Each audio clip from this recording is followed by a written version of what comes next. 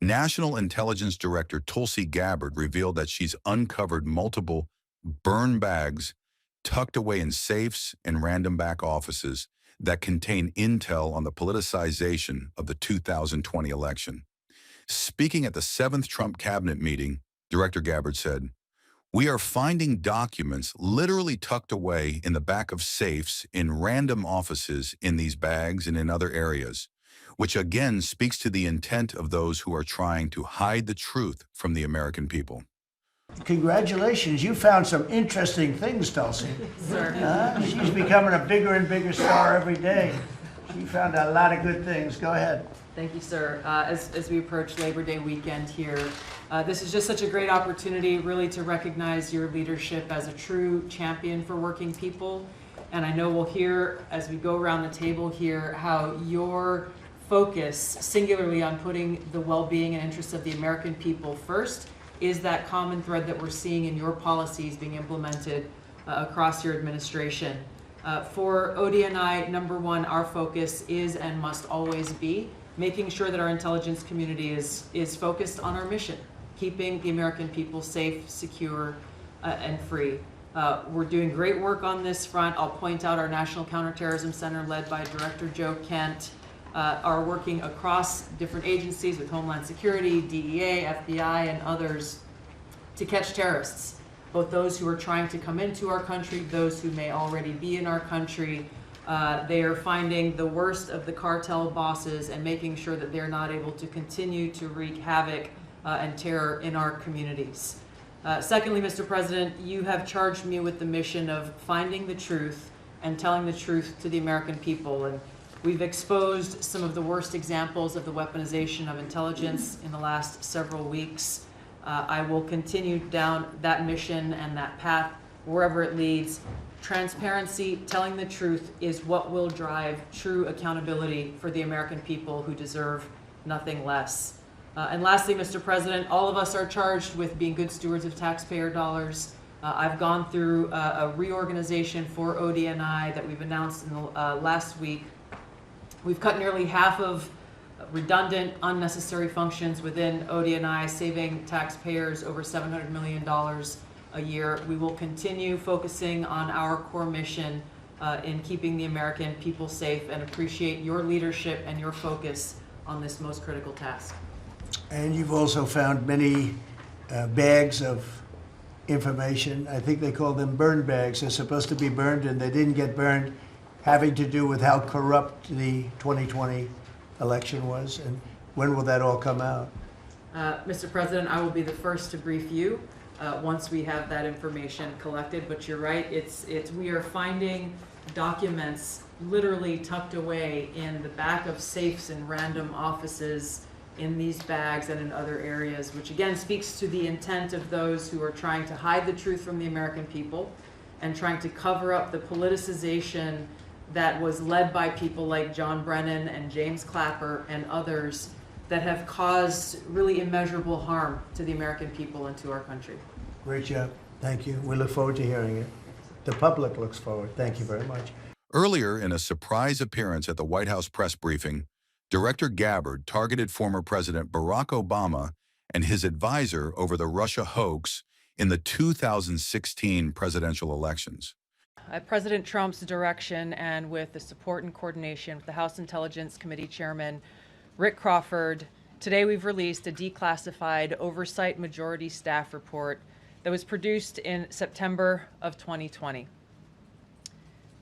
The stunning revelations that we are releasing today should be of concern to every American. This is not about Democrats or Republicans. This has to do with the integrity of our democratic republic and American voters having faith that the votes cast will count.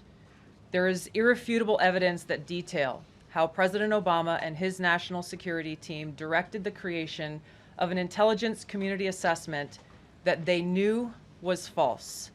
They knew it would promote this contrived narrative that Russia interfered in the 2016 election to help President Trump win, selling it to the American people as though it were true.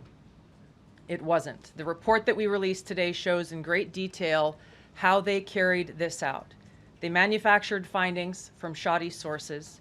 They suppressed evidence and credible intelligence that disproved their false claims.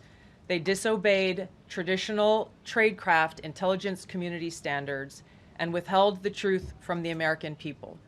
In doing so, they conspired to subvert the will of the American people who elected Donald Trump in that election in November of 2016. They worked with their partners in the media to promote this lie, ultimately to undermine the legitimacy of President Trump and launching what would be a years-long coup against him and his administration.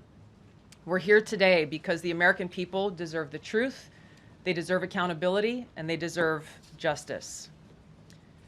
The records that we released on Friday that were ODNI records, Senator Chuck Grassley's release on Monday of what is known as the Clinton Annex, which was an appendix to the Department of Justice Office of Inspector General's 2018 report, as well as the House Intelligence Committee's majority oversight report that we're releasing today, all come back to and confirm the same report. There was a gross politicization and manipulation of intelligence by the Obama administration intended to delegitimize President Trump even before he was inaugurated, ultimately usurping the will of the American people.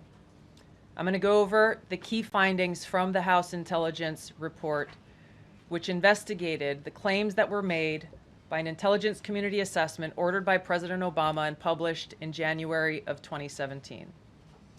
First, Putin's principal interests relating to the 2016 election were to undermine faith in the U.S. democratic process, not show any preference of a certain candidate. In fact, this report shows Putin held back from leaking compromising material on Hillary Clinton prior to the election, instead planning to release it after the election to weaken what Moscow viewed as an inevitable Clinton presidency. In the January 2017 intelligence community assessment that President Obama ordered, John Brennan, who was CIA director at the time, and the intelligence community intentionally suppressed intelligence that showed Putin was saving the most damaging material that he had in his possession about Hillary Clinton until after her potential and likely victory. The report goes into great detail about the information that Russia and Putin had on Hillary Clinton, which included possible criminal acts like secret meetings with multiple named U.S. religious organizations in which State Department officials offered, in exchange for supporting Secretary Clinton's campaign for the presidency, significant increases in financing from the State Department. They also had documents that showed the patronage of the State Department to State Department employees who would go and support Hillary Clinton's presidential campaign. There were high-level DNC emails that detailed evidence of Hillary's, quote, psycho-emotional problems, uncontrolled fits of anger, aggression, and cheerfulness, and that then Secretary Clinton was allegedly on a daily regimen of heavy tranquilizers. Then CIA Director Brennan and the intelligence community mischaracterized intelligence and relied on dubious substandard sources to create a contrived false narrative that Putin developed a quote-unquote clear preference for Trump. Brennan and the IC misled lawmakers by referencing the debunked Steele dossier to assess quote-unquote Russia's plans and intentions, falsely suggesting that this dossier had intelligence value when he knew that it was discredited.